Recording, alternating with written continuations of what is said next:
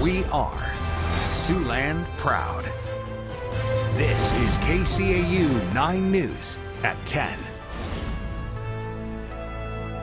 And good evening, and thanks for joining us on this election night in Siouxland. I'm Tim Seaman. And I'm Sophie Erber. Election results are in, locally and, of course, across Siouxland. And although no state or federal races were being decided this evening, several Siouxland battles commanded plenty of attention. Including the race for Sioux City City Council at the top of the list. 4 candidates on the ballot to fill 3 seats. And the 2 incumbents in this race jumped out early and stayed out in front. Dan Moore getting a 3rd 4-year term, the top vote getter. Alex Waters will gain a 2nd term on City Council. Pete Gretkin did not seek re-election, and that left the door open to a newcomer. That's right, Tim. Matthew O'Kane, a school teacher, ended the night 66 votes ahead of 4th place finisher Ike Rayford, so just 66 votes between those two. O'Kane winning his first election. The 3 will be sworn in sometime in early January. And we'll hear from O'Kane coming up, but first we want to check the Sioux City Community School District Board of Directors race. This was a big one with 9 candidates on the ballot today, just 3 open seats. And 2 former teachers turn out to be the top vote getters. Perla Alicorn-Flory was the incumbent but finished 3rd tonight. Among those newcomers, Bobby Michelson, a retired teacher and coach of 35 years, and Jan George, also a retired teacher and coach of 31 years. Outdistanced the crowd to take the top 2 spots.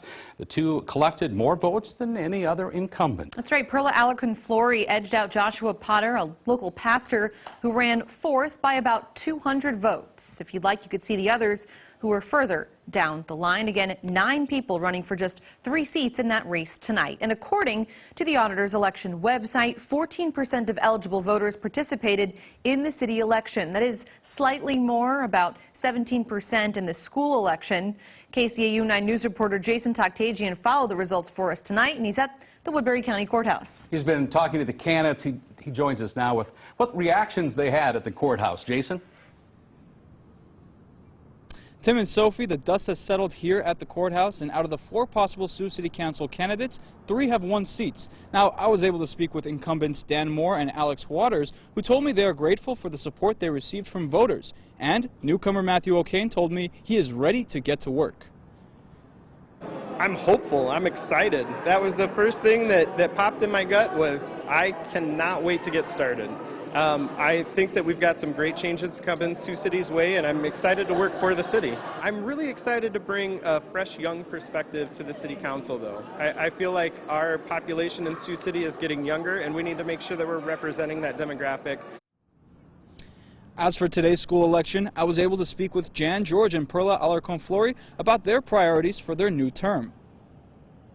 Well, you know, in the school board, I pretty much wanted to get on to work to get reading back in the middle school, improve the teaching climate, give the teachers a lot more support. We need to continue our work on diversity, equity, and inclusion.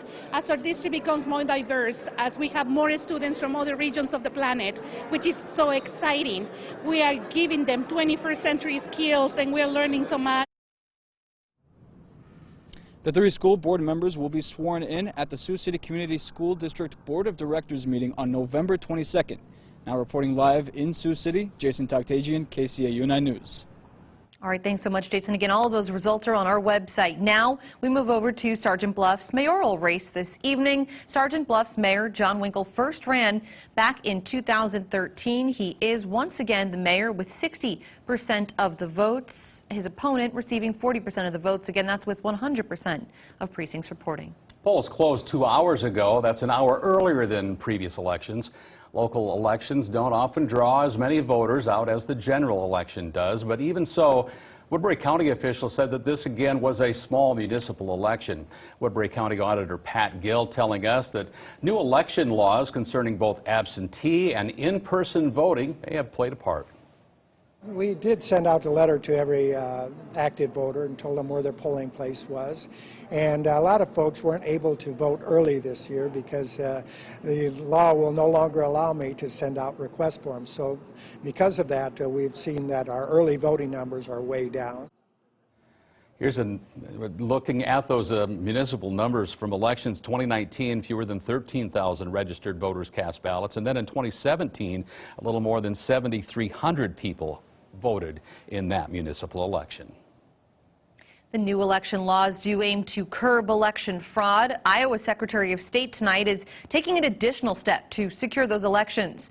Paul Pate says that following today's local elections, for the first time ever, his office will be leading an audit. It will randomly choose one precinct in each of the 99 counties.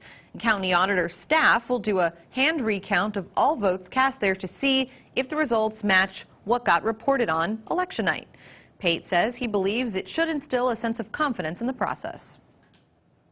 If there would be something that comes up, well, then we will go into that county and work with them on perhaps doing a count in all the precincts if we have to make sure we're getting accurate numbers. But it's just one more step, into all the things we do: paper ballots, voter ID. For the first time, I should say for the fifth time, Sergeant Bluff Luton voters were hoping to get a positive return on a upcoming funding project for the school district there.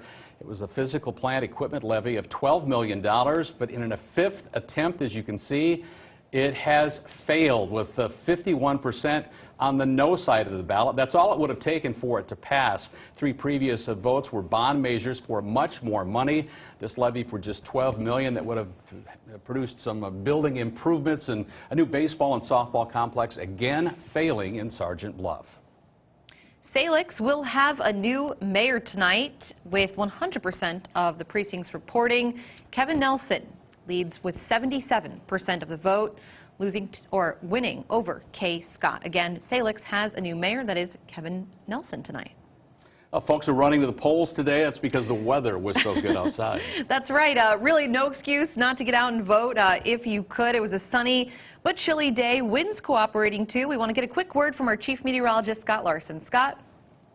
That's right, Tim and Sophie. We had a rather pleasant afternoon as we were able to shake off a chilly start. The low temperature this morning of 18 is the coldest temperature we've had since April, but the afternoon turned out to be okay, 40s and 50s. Overnight lows shouldn't be quite as cold as it looks like they'll descend into the 20s with increasing clouds. We have a small chance of showers happening tomorrow and then a nice warm up. We'll have more with a 9 on 9 forecast coming up shortly. Tim? All right, Scott, thanks a lot. In other mayoral races tonight, we turn to the unique election happenings up in Milford. And KCAU9 News reporter Dylan Adams tells us why there's no one on the ballot for mayor there this year and how the race will be resolved.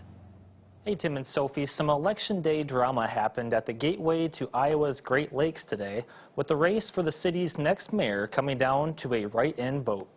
Yeah, I would take it for one more term, and we've got quite a few things going on, and I can help continue those moving forward. Not that the council can't do that because they're fully capable right now, the council that we've got.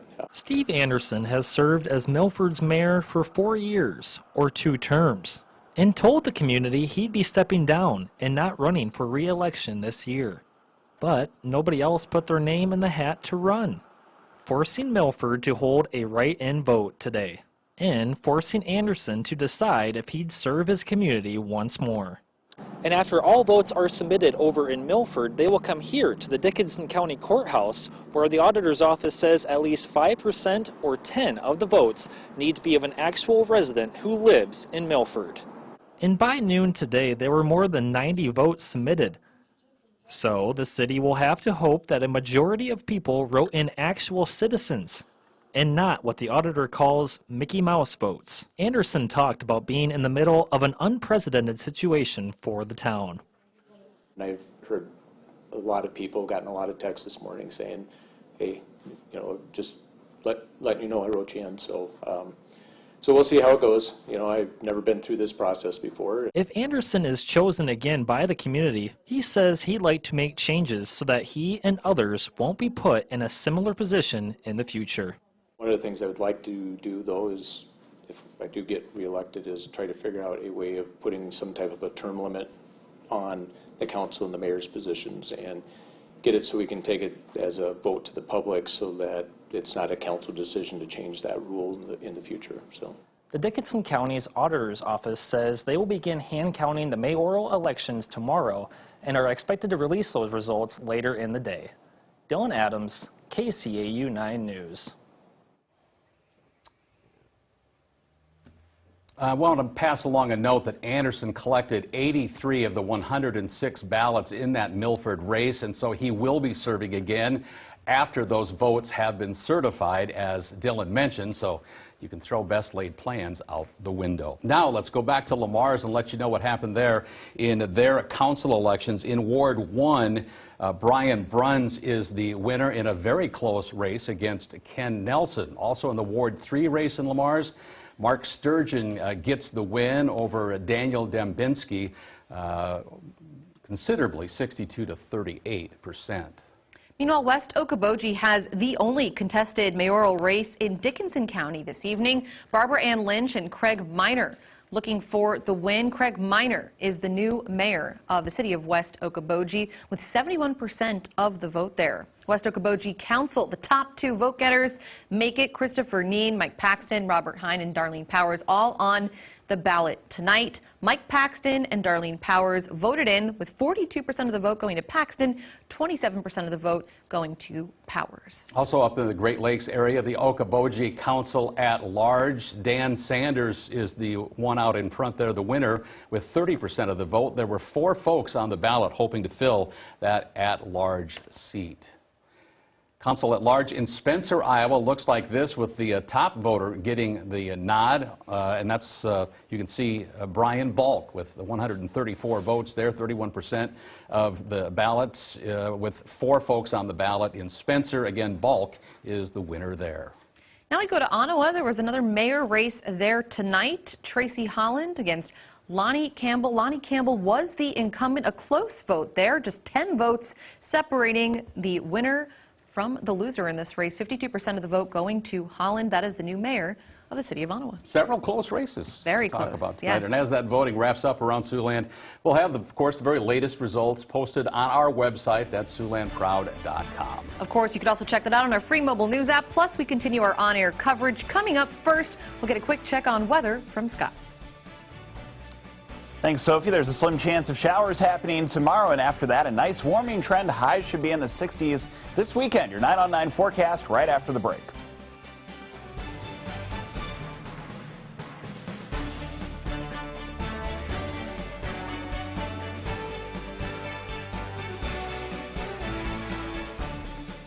You're watching KCAU 9 News with Tim Seaman, Sophie Erber, Chief Meteorologist Scott Larson, and Sports Director Jake Jones. This is KCAU 9 News at 10.